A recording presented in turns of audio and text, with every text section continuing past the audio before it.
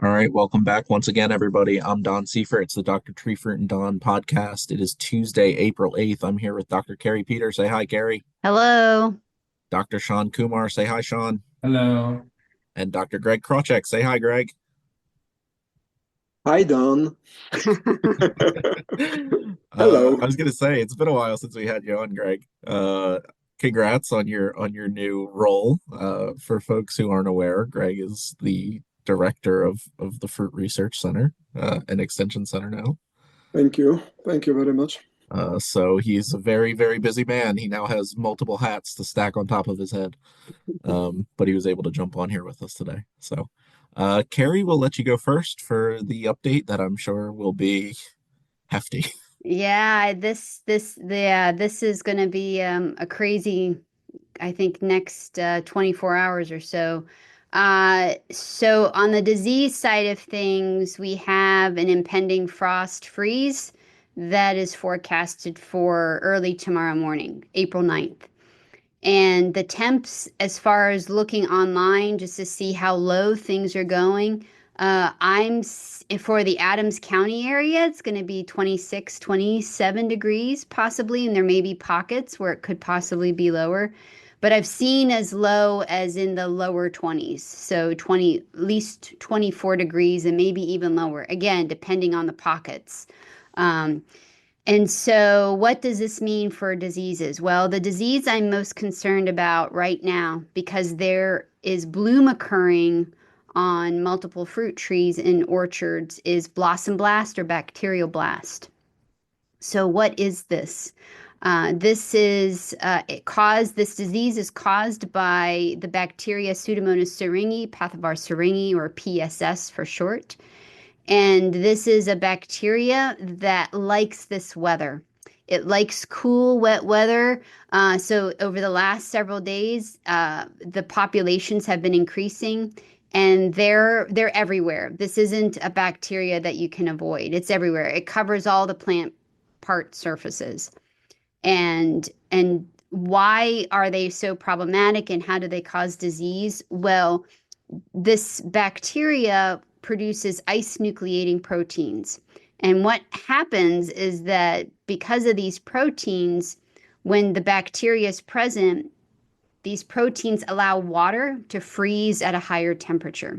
So typically, water in plants can be super cooled, so you don't get freezing at your traditional 32 degrees. It would be much lower. So what happens is that when these ice nucleating proteins are present, you could get freezing at 28, 29 degrees. So it triggers this freeze event at a much higher temperature.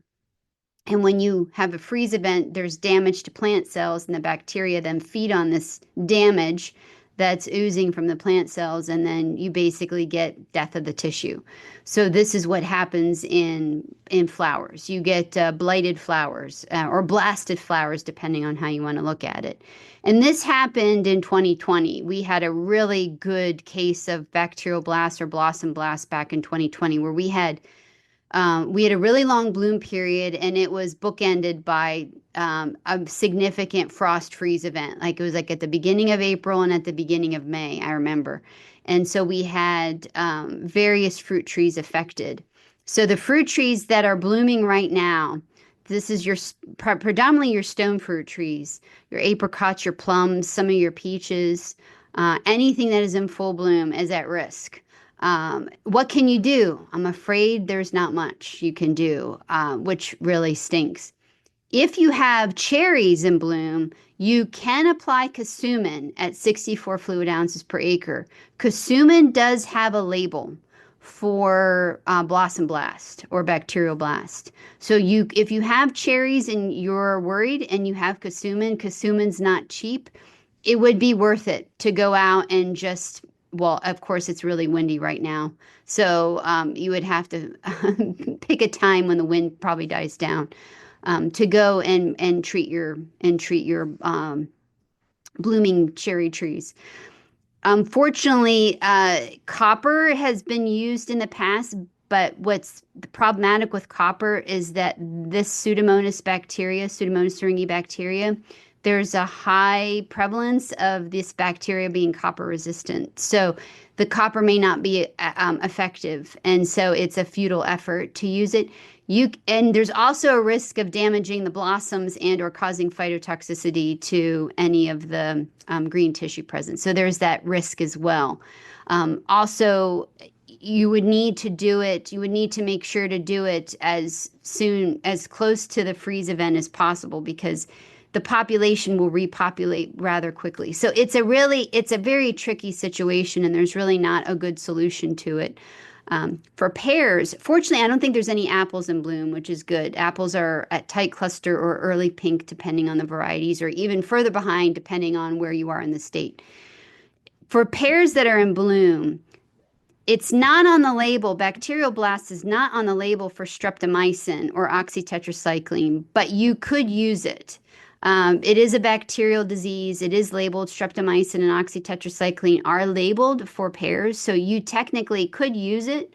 But I just will caution you that the bacterial blast isn't on the label. Fire blight is only on the label, and this isn't fire blight weather. But it is legal to use the antibiotics on pears, so you could go out and treat your pears if necessary. So I will say this is that what people need to be aware of who are listening is that if you do have blooming, if you're dealing with bloom in any part of your orchard, what I would recommend is in 2 weeks, scout everything to see where everything's at. If you see blighted blossoms or dead blossoms, you'll know why. So it's more of this is a warning for what may be ahead. And so it's not going to be fire blight, it's going to be blossom blast due to this event that is occurring. So no rest for the weary when it comes to diseases this week. We do have a pretty decent wedding event, another wedding event that's forecasted. It's going to be rather chilly, but it is still going to be an apple scab infection event, forecasted apple scab infection event from the 10th to the 12th. There's going to be enough wetness hours, in spite of how cool it's going to be able to trigger an apple scab infection event. So if you haven't already done so, hopefully you can make sure that your trees are covered up for this next round of rain. We had a really good apple scab infection event over the weekend. So obviously unfortunately another one's on its way, potentially. And also this is another reminder that so we're at tight cluster for a lot of varieties. This is a reminder that tight cluster is the time to start controlling for powdery mildew. And when we have dry days in between our wedding events, that's when powdery mildew is going to thrive. So make sure that you are also considering controlling for powdery mildew on especially varieties that have had a history of powdery mildew, that are sensitive to powdery mildew, susceptible to powdery mildew.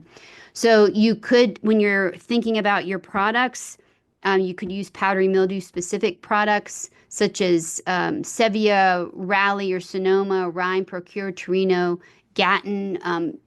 Torino and Gatton are a little expensive, but they are excellent at controlling powdery mildew. Sulfur is also another. Use no less than 6 pounds to the acre for sulfur. And then finally, Axios, which is a new product out that's also very strong against powdery mildew. So for organic folks, sulfur, potassium bicarbonate, EcoSwing, those are your top choices. So those are the broad brushstrokes of my disease update for this week, which it's a lot to digest. So any questions, Don? Anything wasn't clear or you have questions? Yeah, just one question. I know we talk a lot about rotation of products for resistance. Mm-hmm. You talked a little bit about resistance for copper, uh, Mm-hmm. which I think folks might find a little interesting because we always think of copper as just an element. Could you explain how a pathogen could become resistant to copper itself?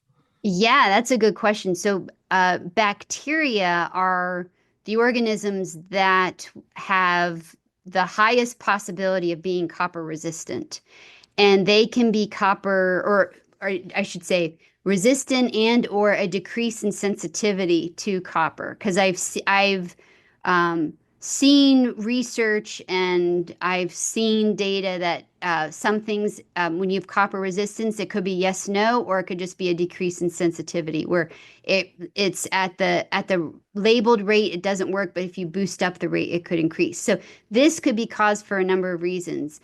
Bacteria are really good at acquiring genetic material that gives them the ability to be resistant. So they can occur on small genetic elements called plasmids, where there could be a gene, a copper resistance gene that allows them to coexist with copper or decreases its sensitivity to copper. Also, it could just be part of their genetic makeup too. It could just be part of their genetic material.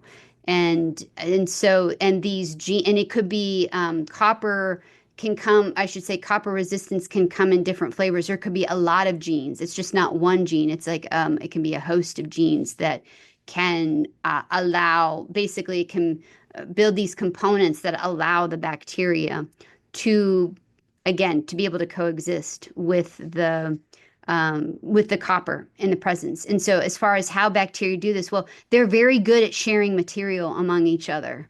So bacteria, they can merge with one another to take on different components. And this is very fascinating and also scary at the same time because this, I guess there's some hypothesis to believe that this is where Erwinia may have like picked up like streptomycin resistance is among other bacteria that's coexisting.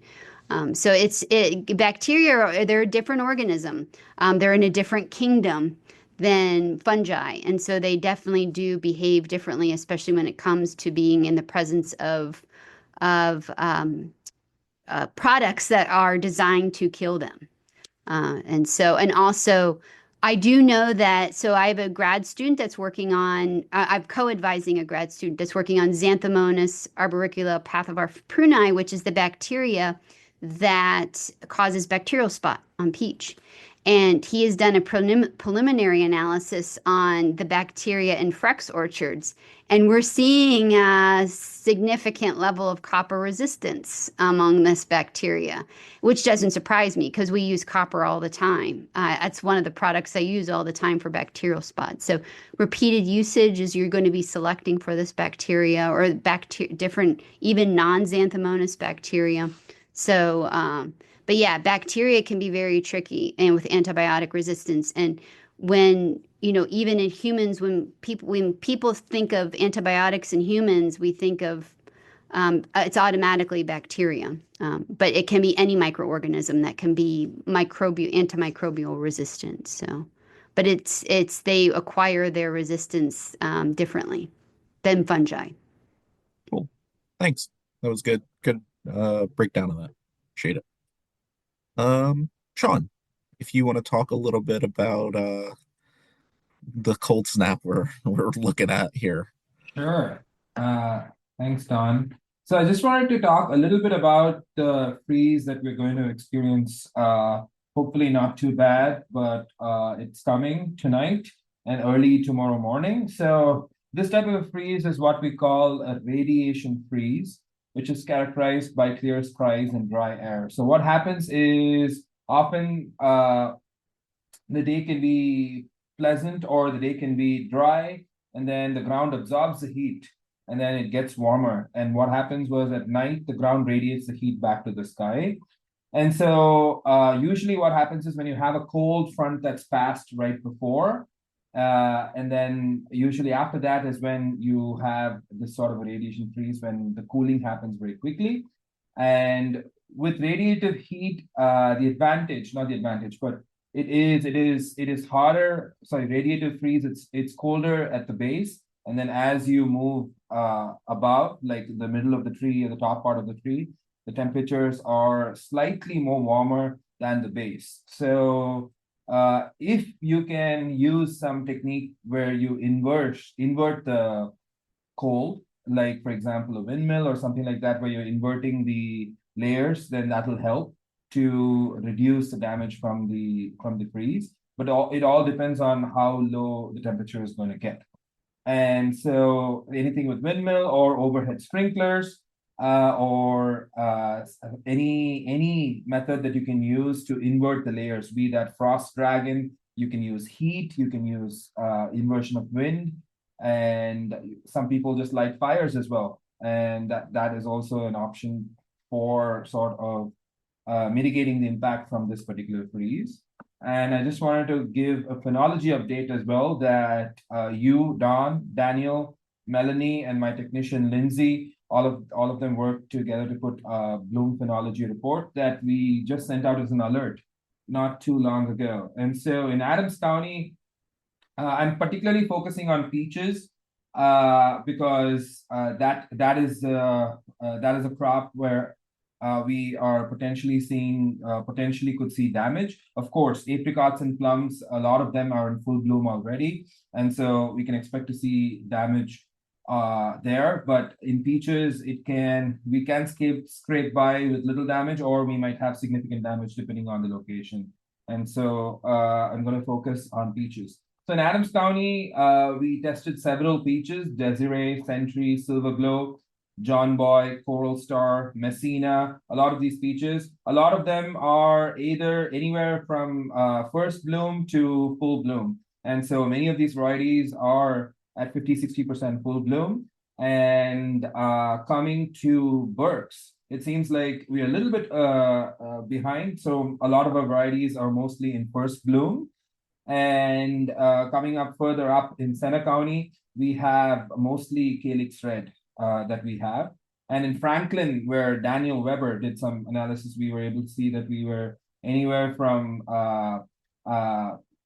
full pink to about 50% full bloom, 75% full bloom. So a big range there, but similar to Adams County, where we are at full bloom. And so usually we see 10% kill when we have full bloom at around 27-26 degree Fahrenheit. And then you have 90% kill, where 90% of your flowers are damaged when it goes down to between 22 to 24 degree Fahrenheit. So depending on where you are, elevation can play a big role. Even if it is a slight elevation, that can be the difference between you escaping from the freeze and getting damaged by the freeze. And we see that all the time in orchards where the higher part of the orchards are fine, whereas the lower part can be as low as 2, 3, 4 degrees lower. You wouldn't think of it with orchard blocks that are right next to each other, but it can get at least 3 or 4 degrees colder in the low-lying area. So you want to be careful about that. Definitely time to switch on your windmills, or take some sort of effort if you're at full bloom, especially southern PA, to protect from the freeze. Otherwise, we are expecting to see significant damage from this freeze event. And so if you are starting this new, you're not thinking about you haven't done anything yet, then you might also want to light some controlled fires, if that is a way that you want to go, as that is like a primitive way to do it, but still works. It takes a lot of effort, but there's also things like frost dragons that you can drive around and sort of spread heat. We have propane heaters, burners, and then we have windmills. We could use overhead sprinklers for those who have a lot of irrigation or a lot of water, I should say. And then we also have what we could do is we have sprayable products. And this year we are testing out 3 different products. One is the Valida, which is 2% cellulose nanocrystals, or microfibrillated cellulose. It's just a formulation of cellulose that you can spray. Similarly, we have a product called Parka. A lot of people who grow cherries might be familiar. It's used for cracking. And so these products are supposed to create a layer of protection around the flowers and the flower buds, and give a few degrees of protection. But we're really testing these products. Last year we tested Valida, the 2% cellulose nanocrystal spray, and then we saw about 10% reduction in damage in peaches with the frost last year. We're continuing to test it this year to see how it works. And apart from that, we're also testing this nutrient product called DiCap, which is a potassium-based formulation that's also supposed to provide a few degrees of protection. But we will have more information for you on how these products worked actually by the end of this week, actually, because we're going to test some of that this week. But those are some things that some growers have been using as well, but we'll have more information on that. But yes, if you are at anywhere from first bloom to full bloom or later, you will have to make sure that you do some protection so that there is not a significant loss in your orchard. Thanks. Yeah. Thanks for the update. So, Sean, when should people look at their trees for damage? That's What's a the good point. timing? Yeah. Thanks, Kari. So ideally, I think you would want at least 24 hours to 48 hours to go by. So I would say sometime we have early Wednesday, we have the freeze that's happening. So probably sometime on Thursday afternoon or Friday morning would be a good time to check. And the best way to check it is to open up, if they're open flowers already, just cut them through the middle to try to see if the ovary or the pistils are blackened or brown. It can either brown or blacken, and so that usually indicates damage. And if you're at somewhere like Center County where it's still not open, then there is some growers who what they like to do is to put them in water and allow them to bloom. But that's not always the right way to check for damage, because some flowers which are not viable can still bloom, but they might have damage inside that the flower is not going to be viable. So the best way to check it is to cut the buds open longitudinally to check for damage. Usually, sometime 24 to 48 hours after the freeze event would give enough time for that damage to show. And I mean, it could be earlier as well, but I think a safe bet is 24 to 48 hours. And this becomes especially important for growers who are working on blossom thinning their stone fruit with something like a seed. You have to check for damage on Thursday or Friday. Cut open a few, at least I would say around 50 to 100 buds or flowers, depending on which stage you are. Check for damages, make a percentage of damage, and then adjust your spray accordingly. If you used to spray 15 ounces per acre, then maybe think of reducing it to 10 ounces, or if you spray 20 ounces, reduce it to 15 ounces, and do that according to how the bloom was, the age of the tree, as well as how much damage you've received from the freeze. But yeah, thanks, Kari. And last but not least, Greg. Thank you, Don.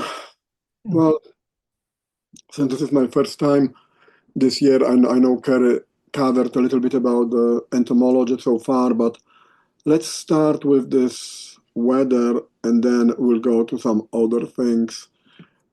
This morning, I went to the NUA site and just from curiosity, I compared the degree accumulation for OFM and codling moth among different locations in Pennsylvania. And I think it's very interesting what I could see.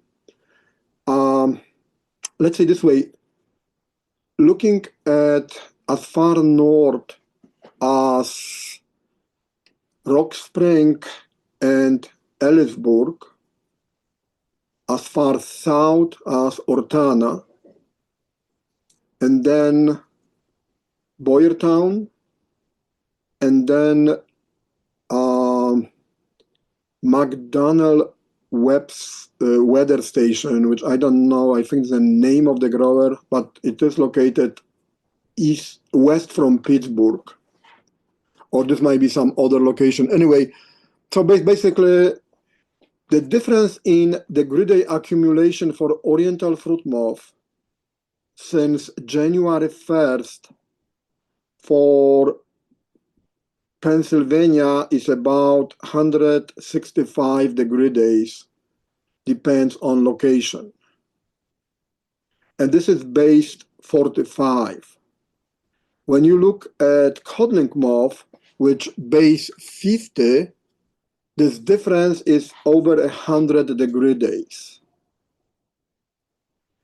Even within the Adams County locations, and I'm talking Biglerville, I'm talking York Spring, Piney Mountain, Ortana, we see more than 60 degree days differences among locations for oriental fruit moth and a little bit over 30 for codling moth.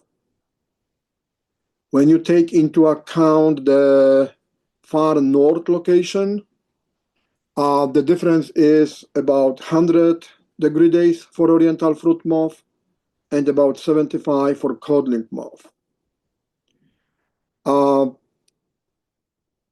The reason I'm mentioning this is, when we provide our recommendations, we usually base on what we see. And what we see in Adams County might not necessarily be good reflection of what is happening in other parts of the state. It does not mean that our recommendations are not valid, but it seems like we are a little bit ahead of most of the state. I mean, Ortana is ahead of Biglerville, but Biglerville is kind of ahead of everywhere else. And this is important. One curious thing that I also have seen looking at those numbers today was as closely located two weather stations as Freck and Hollowbow, we have a different accumulation in the range of almost 30 degree days, base 45. The reason I'm mentioning this, another reason is that this, I believe, is proving why it is so beneficial if everyone has the station as close as possible, as long as the person going to use the NUA to time the sprays and be as effective as possible. And I think this will also relate to Kari's fire blight or scab infection period or Shan's thinning. We're talking Adams County, everyone thinks the same, but we are not the same. And even two neighboring orchards actually can vary in the degree day accumulation. And this is important when you're trying to be as precise as possible and basically save as much money as possible on making your product as effective as it can be. So this is a general comment about this weather. Again, this is based on the data from 2, 4, 6, 8, 10, 12, 13 different weather stations across the state. But it really helps to understand the differences and what we see that not necessarily is what is being reported from Adams County or Rock Spring or from Ellisburg. So also, and I don't know how important this is, but there is one weather station that is completely out of range compared to everybody else. And again, I don't know if this is because the weather there is so different or because something is wrong with the location of the station or something else. And again, if this is the time to actually maybe go and look at your weather station, if you are at NUA, you can see it, check your degree day accumulation, check degree days of location that you believe are similar to yours or that where you expect the development is happening at the same speed, and then think what is happening. Again, this station is not the farthest north, but it actually about 50 degree days lower accumulation than station located much farther north. I'm not going to say which station, but again, this is for people who, if you're listening to this podcast and you have it, it might be good to just go and check to compare. So that's the general comment. Now going to the insect part, this is the time to decide, and I hope go for it and start monitoring insects. We have traps for oriental fruit moth, red-banded leaf roller, and spotted tentiform leaf miner already in the field. And we actually caught each one of those 3 species already. And why red-banded and spotted tentiform leaf miners overwinter as adults, so, they don't need a lot to be active in the spring. Basically, a few days when the temperature is about those 60s and they will be flying. Oriental fruit moth overwinter as the last instar larva. And it really responds to the accumulation of heat, not just to the warm day, but the gradual accumulation of the heat. So far, here at Frek, we had 2 days when oriental fruit moth was flying. Saying this, it happened last week. And this week, they will not be flying. So now the question is, was the biofix for oriental fruit moth the one of those 2 days, or when I believe they really will start flying, which will be this weekend, this coming weekend? I mean, my personal take on it is I would use the biofix of this coming weekend. The reason for this is if they flew last week and we caught them, it means males and females were able to mate. Probably some mating happened. Probably some eggs will be developing based on that capture. However, this flight will probably represent maybe 1-2% of the population. And if we assume the biofix because we caught them of last week, everything for the rest of the season will actually be based on the much earlier biofix. And I don't think this is the correct. In my personal opinion, I would basically forget this beginning, forget those 2% of the moths. Yes, they will not align with the model, but I would start the model when I really think they will start flying. And again, the first day right now that we will go back to over 62, that we will have those 60 plus degrees at 4 or 5 p.m. If you have OFM traps in your orchards, they will be in the traps. So this is something to remember when we're talking about biofixes. And again, because of the weather we have right now, they still keep developing because we still have accumulation. And those differences among the location in the degree accumulation since January 1st will become not important because the first day we get the warm weather, they will start flying. And this is the reason why I actually don't like to use the grid days since January 1st. And I would like us to use biofix and then relate them to the model starting on the first actual capture in the traps or the day that we think that's the real beginning of the flight, instead of trying to accumulate the grid days since January 1st and end up with those kind of strange situation. Because we had enough degree days last week for the moths to be active. But another thing is, here at Frek, we have traps in apple and peach blocks next to each other. And we had capture for 2 consecutive days in 4 traps in apple block, but the peach block, which is basically 50 yards away from the apple, still did not catch a single moth. So those kind of small things, I mean, they are details.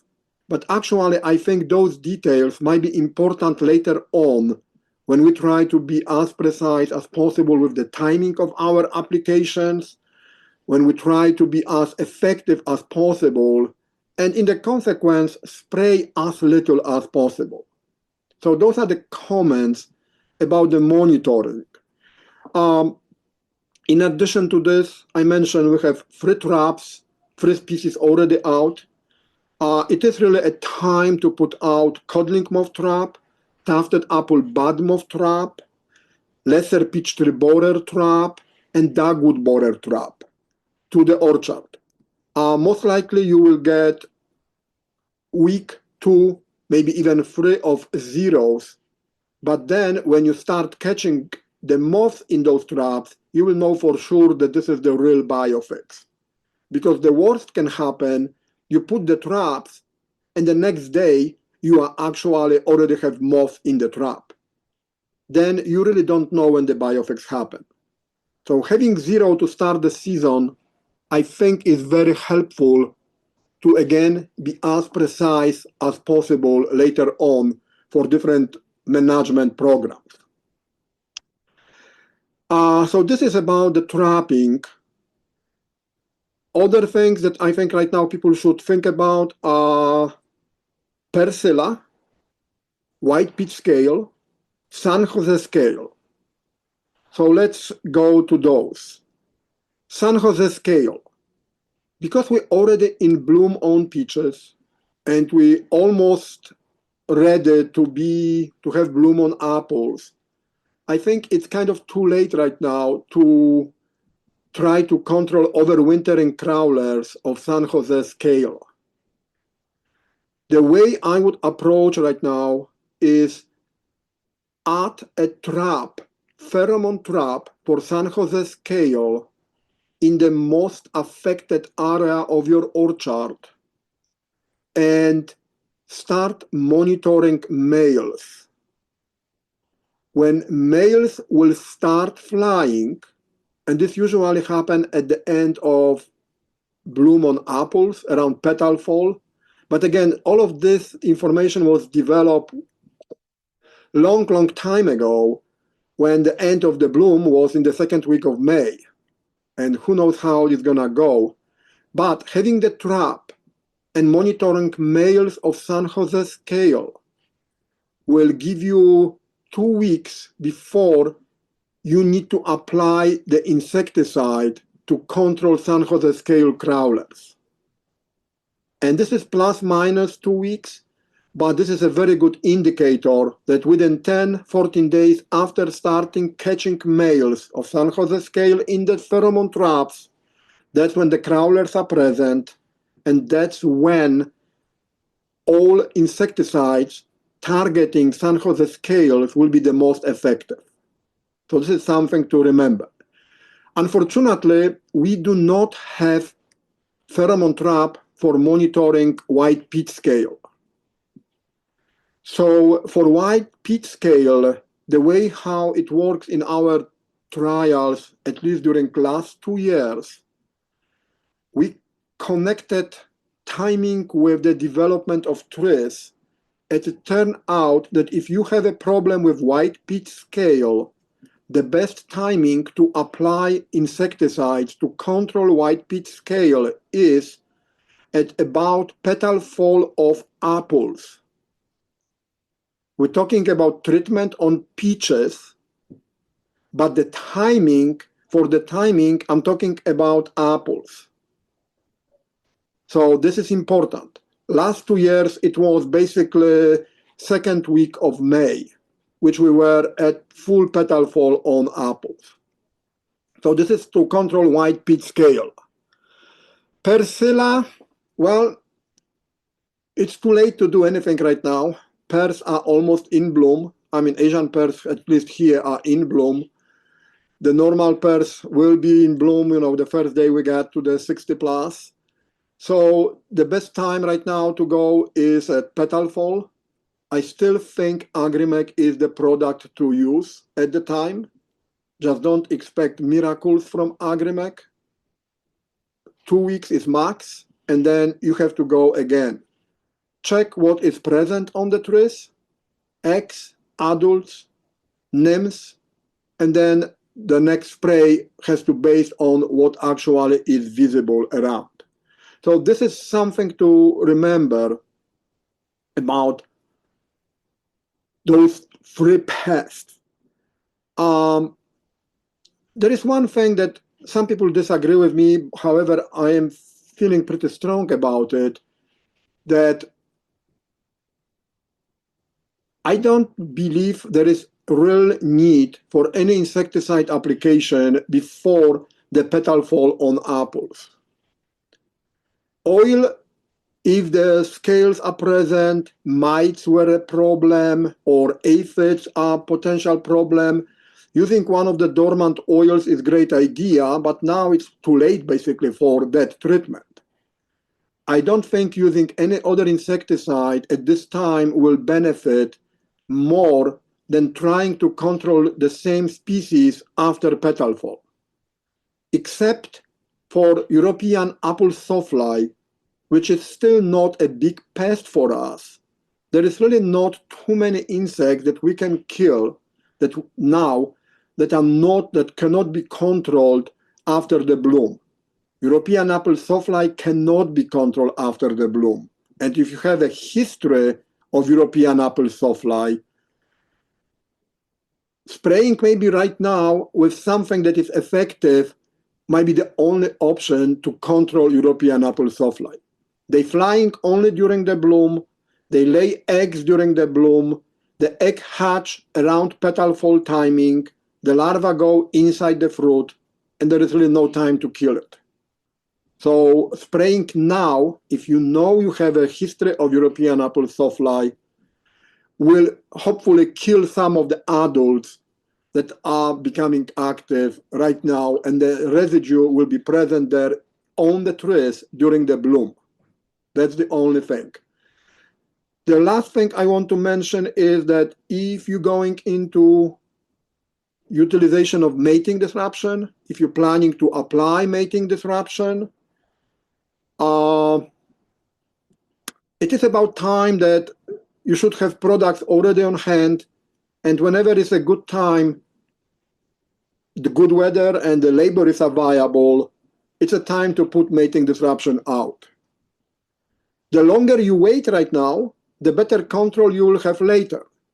However, if the flight starts and mating occurs before you put mating disruption won't kill anything, and you will have the residual population, new population for this season. So if anyone is planning to use mating disruption for codling moth, oriental fruit moth, put it out as soon as you can.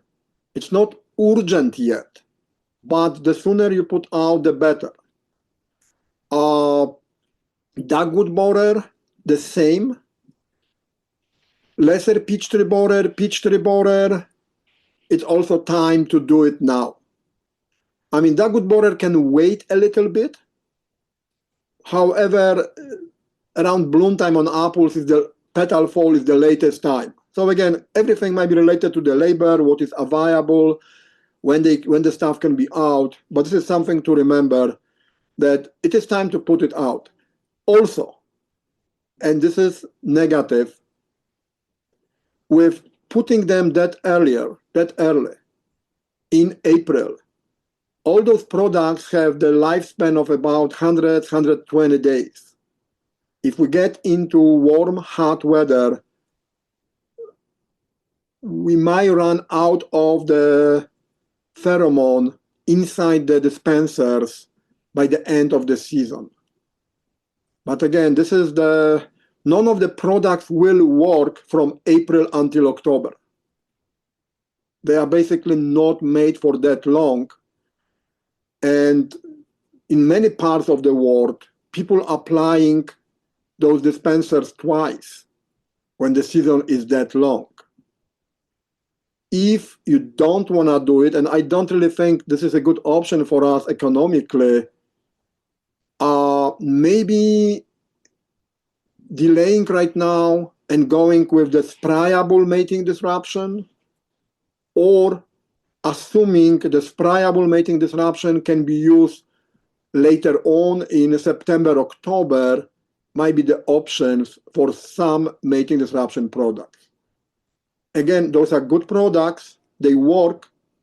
They will help. There are not many situations when they will work by themselves. The supplemental insecticides probably will be needed, but they also will just simply deplete the amount, the volume of the pheromone in the dispensers if our seasons keep being as long as they are recently. And last year we had the longest flight of codling moth as well as oriental fruit moth. And also this was accompanied by very early start for both insects. We had 3 full generations of codling moth last year, which was the first time that I have seen it here in Pennsylvania. And we had 4 generations of oriental fruit moth, which are also not that common. So those are the comments I have right now. I hope we will be, as we go with the season, we can emphasize different things for later time, but that's all I have at the moment. Are there any questions?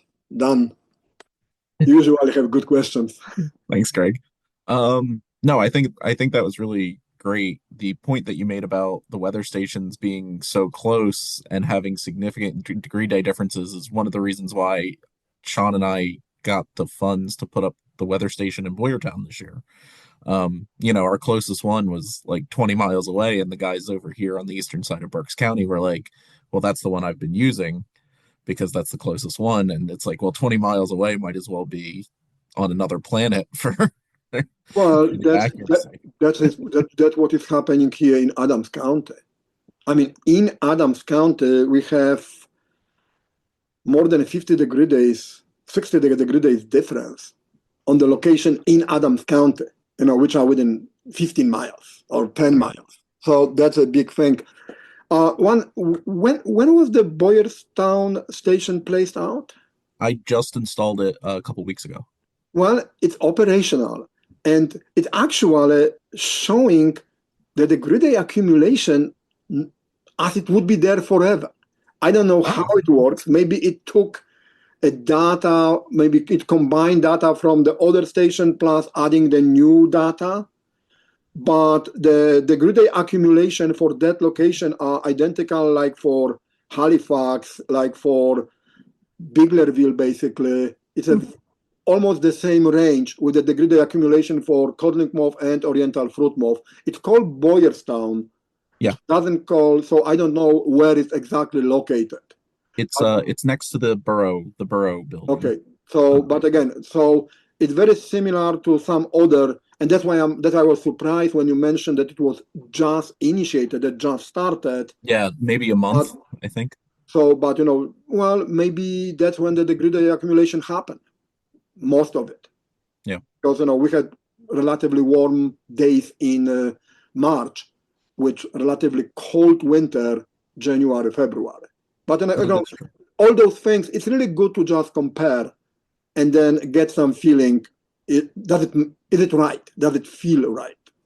So Just to sort of follow up on the weather station comment. So this is going to be my pitch for folks to consider investing in a weather station that can connect to NUA to help you be able to make these decisions. And I am the coordinator for Pennsylvania, but I know there's more than just Pennsylvania listeners listening. So if you are in there's a lot of states that are involved with NUA. So if you have questions about it, even if you aren't in Pennsylvania, feel free to contact me and I can direct you to it.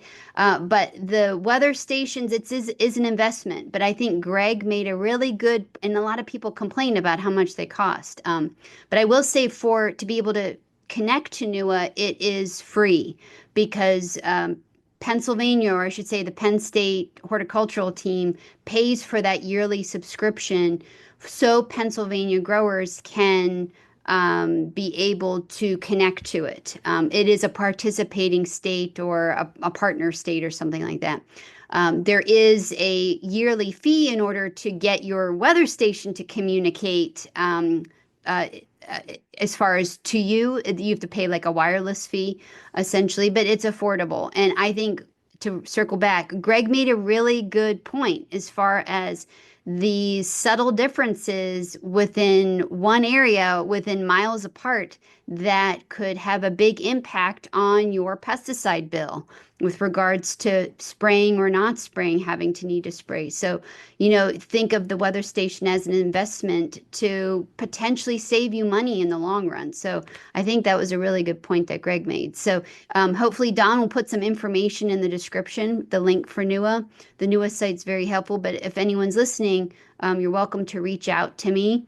So put my email in there, Don, and I can steer you and counsel you, because I'm the coordinator for Pennsylvania, but I can definitely help others in other states who are interested or need help directing them to the right location. But I think this was a perfect pitch for the importance of having a weather station in your area at your own farm to make these decisions.